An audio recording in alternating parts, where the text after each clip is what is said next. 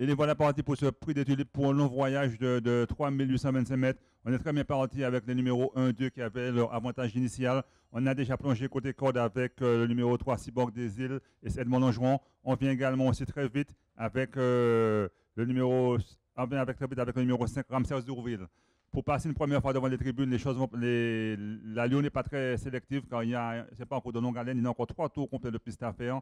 C'est le numéro 5 qui a l'avantage, suivi côté corde du numéro 3 qui est Cyborg des Îles. On vient également aussi avec un concurrent comme Sim de Piancourt. On est au milieu du peloton avec le numéro 2 Celtic d'Hérault. On ferme la marche avec Sylvain de Melleray qui rendait 50 mètres ainsi que Camalos de Guèze. Pour aborder une première fois le tournoi de la ligne d'en face, c'est toujours le numéro 5 qui va, mais benoîtement, on ne va pas aller au sélectif. Les drivers économisent leur monture car le parcours est de longue haleine. Il y a encore 3 tours et demi à faire. Donc on est épaulé avec le numéro 5 ainsi que le numéro 1, Sim de Piancourt. Le numéro 2, c'est-à-dire Celtic d'Hérault également en 3e position. En 4e position, côté corde, on retrouve le numéro 3, Cyborg des Îles. Le numéro 4 également n'est pas très loin. Le numéro 4, c'est Casar Courdel. On ferme la marche toujours avec Sylvain de Melleray qui fait les bras à son driver. Mais Sylvain de Melleray maintenant qui fait les bras à son driver et son driver est obligé d'avancer et il passe de la dernière à la première place. C'est maintenant le numéro 7 qui a profité de l'allure très ralentie pour pouvoir prendre l'avantage. Côté corde, on retrouve le numéro 5, Casar Courdel qui garde sa seconde place. En 3e position, le numéro 1, Sim de Piancourt. On ferme la marche maintenant avec les numéros 4 et 5, c'est-à-dire Casar Courdel ainsi que Camalos de Guèze.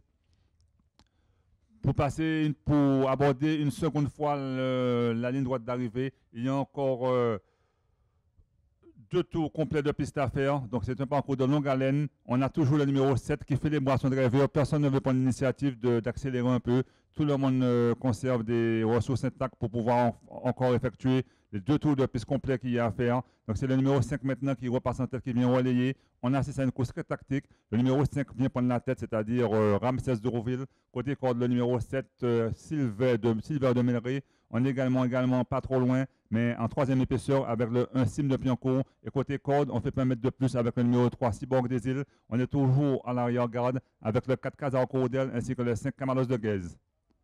Pour aborder une seconde fois le tournoi de la ligne d'en face, c'est maintenant le numéro 5 qui a repris les choses en main. Ce numéro 5 drivé par M. Jean-François Gaté, qui est actuel leader au Sulky d'Or avec 3 victoires.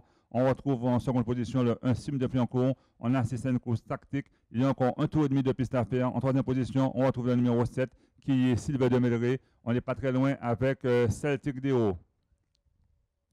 Toujours les 2 qui ferment la marche, c'est-à-dire le numéro 6, Camalos de Guèze, ainsi que le numéro 4, Casar Courdel.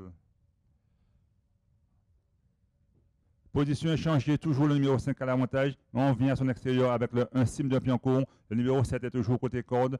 Celtic d'Hérault, le numéro 2 n'est pas très loin. Côté corde, on a toujours le numéro 3, Cyborg des Îles. Et toujours les positions échangées pour les dernières places. Le 4 qui est juste précédé par le numéro 6, Camalos de Guèze.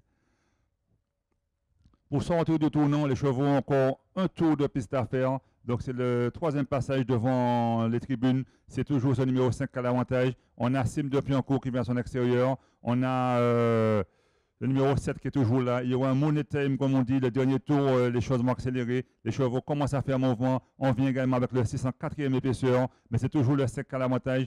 Toujours le 5, mais c'est pour le dernier tour. Les choses vont commencer à avancer. Et on sort des derniers rangs avec le 6 qui est Camalos de Guèze. On est toujours là avec le 5 qui est Ramsès Dourville qui a toujours tête et corde. Et on va essayer de trouver un passage côté corde avec le numéro 3, Cyborg des Îles.